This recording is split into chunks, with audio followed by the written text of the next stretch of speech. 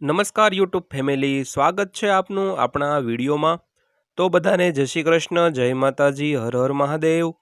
તો આજના આ વિડીયોમાં આપણે વિગતવાર વાત કરવાના છીએ 1 કરોડથી વધારે પેન્શનરો અને નિવૃત્ત કર્મચારીઓ અને સિનિયર કર્મચારીઓ માટે આખરે આવ્યા છે એક મોટા સમાચાર, તેની વિગતવાર વાત કરવાના છીએ। તો વિડીયો અંત સુધી જોજો અને આપણી આ ચેનલ સબસ્ક્રાઇબ કરી લેજો અને વિડીયોને લાઇક પણ કરી દેજો। તો જોઈએ આજનો વિડીયો। તો હવે દેશમાં 8મા પગાર પંચની માંગ તેજ બની છે। વાસ્તવમાં કર્મચારી સંગઠનો ઈચ્છે છે કે સરકાર તેમના પગાર ભથ્થા અને પેન્શનની ઝડપથી સમીક્ષા કરવા માટે 8મા પગાર પંચની રચના કરે। આવી સ્થિતિમાં એવી અપેક્ષા છે કે 8મા પગાર પંચની રચના 1 જાન્યુઆરી 2026 સુધીમાં થઈ જશે। નવા આયોગની રચના પછી કર્મચારીઓના પગારમાં કેટલો વધારો થશે તે નીચેના સમાચારોમાં જાણીએ। હવે દેશમાં 8મા પગાર પંચની ચર્ચા શરૂ થઈ ગઈ છે। એવી અપેક્ષા છે કે સરકાર 1 જાન્યુઆરી 2026ના રોજ દેશમાં 8મા પગાર પંચની રચના કરી શકે છે। સરકારના નિર્ણયથી 1 કરોડથી વધુ કર્મચારીઓ અને પેન્શન ધારકોના પેન્શન અને પગારમાં મોટો ફેરફાર થશે।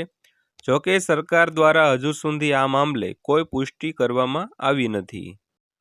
તો આ શક્યતા શા માટે વ્યક્ત કરવામાં આવી રહી છે તેની વાત કરીએ તો આપણા દેશમાં 10 વર્ષના અંતરાલમાં નવા પગાર પંચોની રચના કરવામાં આવે છે। તો 7મું પગાર પંચ 1 જાન્યુઆરી 2016ના રોજ લાગુ કરવામાં આવ્યું હતું।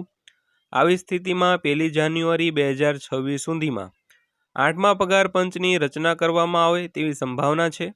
જોકે કેન્દ્ર દ્વારા હજુ સુધી કોઈ સત્તાવાર જાહેરાત કરવામાં આવી નથી।